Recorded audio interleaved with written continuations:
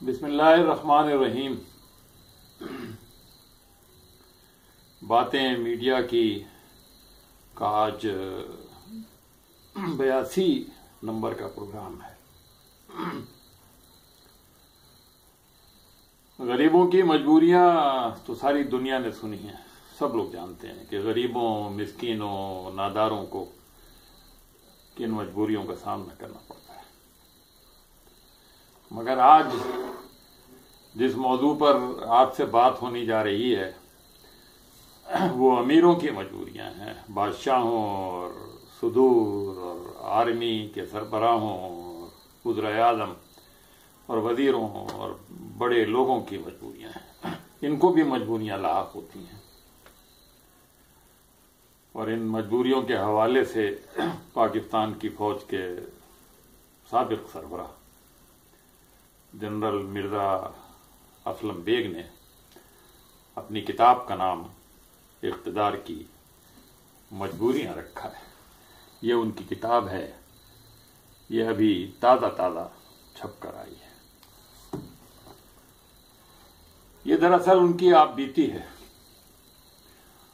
اور آپ نے یہ بھی سنا ہوگا کہ جتنے بڑے بڑے لوگ ہیں وہ اپنی آپ بیتیاں بھی خود نہیں لکھتے، اتنا وقت بھی نہیں ہوتا اور شاید لکھنا بھی نہیں آتا۔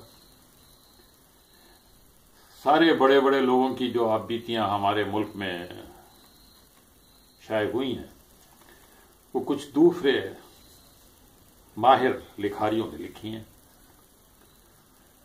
کچھ نے ان کے نام دیے ہیں لکھنے والوں کے اور کچھ نے، لیکن مرزا اسلم بیگ کی یہ کتاب، یہ آپ بیتی ایک فوجی ہی نے لکھی ہے، اور وہ فوجی مانا ہوا ادیب ہے۔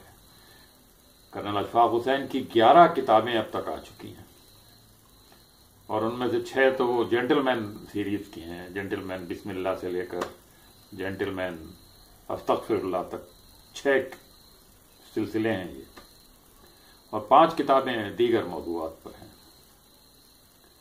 تو ان 11 کے بعد یہ 12ویں کتاب ہے جو کرنل اشفاق حسین نے تالیف کی ہے، بقیہ کتابیں ان کی لکھی ہوئی ہیں، اور وہ اس کتاب کے اب مؤلف بھی ہیں۔ انہوں نے شروع میں لکھا ہے کہ میں نے یہ سوچا تھا کہ Pakistan academy, military academy Kakul میں جن فوجی سربراہوں نے ٹریننگ حاصل کی ہے ان سے کاکول کے بارے میں کچھ معلومات لی جائے، ان کے دلچسپ واقعات لوگوں کو بتائے جائیں۔ لیکن یہ سلسلہ پھر کاکول تک ہی محدود نہیں رہا، چونکہ یہ سارے فوجی سربراہ مختلف ادوار میں، اہم ادوار میں بہت ساری سیاسی اور غیر سیاسی امور کو بہت قریب سے دیکھتے رہے، تو پھر یہ سلسلہ سوالات اور جوابات کا اور انٹرویو کا کرنل اشفاق حسین کے بقول پاکستان کی سیاست اور جنرل صاحب کی پوری نوکری تک چلا گیا۔ یہ دراصل ایک فرد کی کہانی نہیں ہے، اس کتاب میں جو واقعات بیان کیے گئے ہیں وہ ہماری قومی زندگی کے اہم ادوار کی کہانی ہے۔ اس ملک میں کیا کچھ ہوتا رہا ہے، کیا کچھ ہونا چاہیے تھا، کیا کچھ نہیں ہونا چاہیے تھا، کیا کچھ اقتدار کی مجبوریوں کی وجہ سے ہو گیا، اس کتاب میں ان ساری چیزوں کا ذکر ہے۔ بہرحال کرنل اشفاق حسین کی یہ کتاب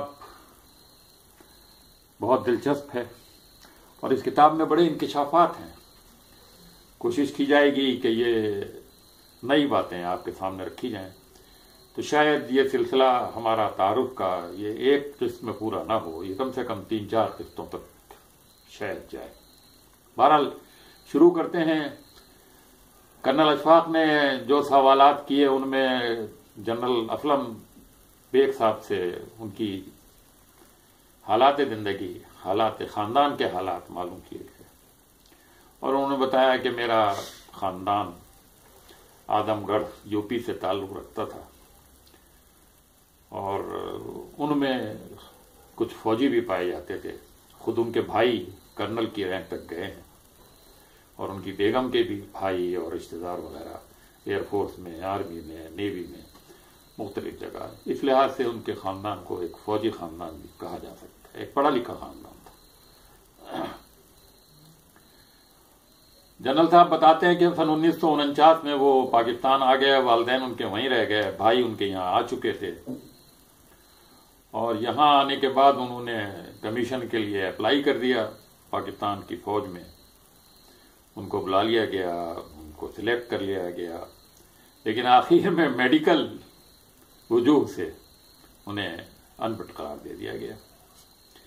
جنرل صاحب بتاتے ہیں کہ قدرت نے ہمیشہ ان کا ساتھ دیا ہے، اور مختلف مواقع پر بعد میں بھی ایسے ایسے حالات آئے ہیں کہ ان کو کورٹ مارشل تک کا خطرہ لاحق ہو گیا تھا، مگر اللہ تعالیٰ نے ان کی مدد کی اور پھر وہ پاکستانی فوج کے سب سے بڑے عہدے تک بھی پہنچ گئے. بہرحال وہ بتاتے ہیں کہ انہوں نے گھر میں آ کے بتایا کہ مجھے میڈیکلی انفٹ کر دیا ہے. اس پر آرمی والوں سے بات کی گئی اور انہیں ڈاکٹروں کے حوالے سے یہ بتایا گیا کہ جو بیماری آپ نے بتائی ہے وہ دراصل بیماری نہیں ہے. ان سے کہا گیا تھا کہ آپ کو سانس لینے میں 8-10 سانسوں کے بعد آپ کا ایک سانس غائب ہو جاتا ہے. تو انہوں نے بتایا ڈاکٹروں نے کہ نہیں، یہ کوئی بیماری نہیں ہے، مختلف اسٹریسز کی وجہ سے، مختلف دباؤ کی وجہ سے. انٹرویو دوبارہ جب ہوا تو مرزا صاحب سے پوچھا گیا کہ بھئی آخر آپ کو یہ کیوں ہوا؟ تو انہوں نے کہا میرے جو حالات گزرے ہیں پچھلے 6 مہینے میں، میرا گھر، میرا وطن، میرے علاقے میں جس طرح سے مصائب کا سامنا کرنا پڑا ہے، تو یہ مجھے کچھ 6-7 مہینے سے یہ سانس رکنے کی جو ٹھیک ہو جائے گی.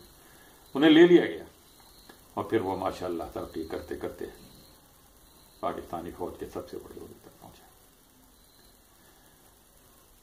وہ کہتے ہیں کہ مجھے کاکول میں ٹریننگ سے پہلے پری کیڈٹ کورس سے کچھ زمانے میں ہوا کرتا تھا، اب کے لیے کوئٹہ بھیج دیا گیا، اور وہاں پر سیکنڈ لیفٹیننٹ کے بجائے مجھے کہا گیا کہ آپ تھوڑی بھی ٹریننگ کاکول میں لے لی تھی کہ آپ کے یہاں سارے رینک اتار دیے جائیں گے، آپ پہلے سپاہی بنیں گے، پھر لانس نائک بنیں گے، پھر نائک بنیں گے، پھر یہ بنیں گے، پھر وہ بنیں گے. اس طرح آپ کو یہ تجربہ ہوگا کہ سپاہیوں کے ساتھ کیسے رہا جاتا ہے. کہنے لگے یہ سب کچھ میں نے کیا اور بہت کامیابی کے ساتھ میں نے کوئٹہ میں سب کچھ کیا، اور یہ سب کچھ کرنے کے بعد مجھے سیکنڈ لیفٹیننٹ بنا دیا گیا. وہ کہتے ہیں مجھے ہاکی کا بڑا شوق تھا. کرنل عاطف جو اس زمانے میں کیپٹن ہوں گے، شاید وہ کی ٹیم میں تھے، انہوں نے بھی شوق دلایا، اور اس طرح کہتے ہیں میں ہاکی کا بڑا زبردست پلیئر بن گیا. لیکن میرا کمانڈر جو تھا اس نے کہا کہ بھائی آپ نے ہاکی کھیلنی ہے یا فوج میں ترقی کرنی ہے؟ تو کہنے لگے پھر میرا وہ ہاکی کا شوق بھی کم ہو گیا، اور ہوتے ہوتے پھر میں کنارہ کش ہو گیا. انہوں نے کہا مجھے ملٹری پولیس میں جانے کا بڑا شوق تھا، اور ملٹری پولیس کے لیے جس نے میرا انٹرویو لیا وہ یحییٰ خان تھے، شاید اس زمانے میں میجر جنرل تھے یا بریگیڈیئر تھے. کہہ رہے ہیں اس دوران میں نے ایس ایف جی کے لیے بھی اپلائی کیا ہوا تھا، اسپیشل کمانڈو فورس کے لیے.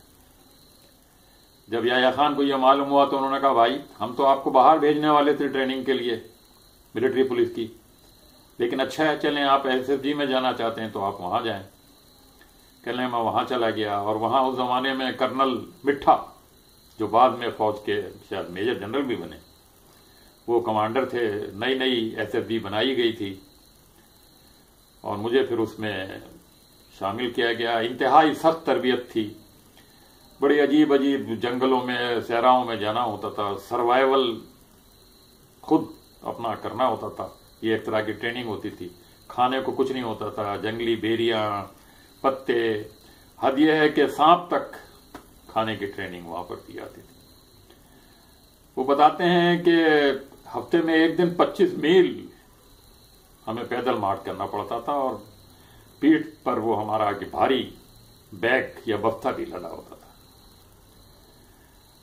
مرزا اسلم بیگ کہتے ہیں کہ ان کی عسکری زندگی میں بہت نشیب و فراز آئے، اور جیسا کہ میں پہلے بیان کر چکا ہوں کہ ان کو کورٹ مارشل تک کا سامنا خدشہ تھا انہیں کہ، لیکن اللہ تعالیٰ نے انہیں ان سب چیزوں سے بچایا.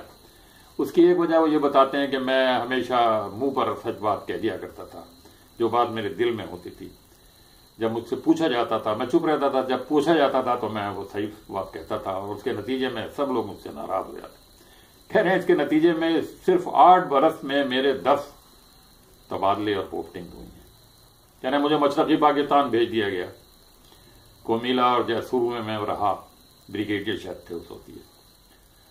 کہہ رہے ہیں وہاں پر جب مشرقی پاکستان کے حالات کے بارے میں جی او سی صاحب جو رپورٹیں بھیجتے تھے، میں نے ان پر کہا، ان پر تنقید کی اور کہا کہ آپ یہ رپورٹیں جو بھیج رہے ہیں یہ درست نہیں ہیں، جو صحیح حالات ہیں وہ آپ بتائیں۔ وہ ناراض ہو گئے اور انہوں نے یہاں چیف آف آرمی اسٹاف کو کہا کہ بھئی میں ایسے افسر کو اپنے ساتھ نہیں رکھ سکتا، آپ اس کو بلا لیں۔ کہہ رہے ہیں پھر میرا تبادلہ مشرقی پاکستان سے مغربی پاکستان ہو گیا، پھر میں یہاں چھور میں، تھرپارکر میں، یہاں میں تعینات رہا، اور یہاں پر بھی کچھ حالات اسی طرح کے رہے۔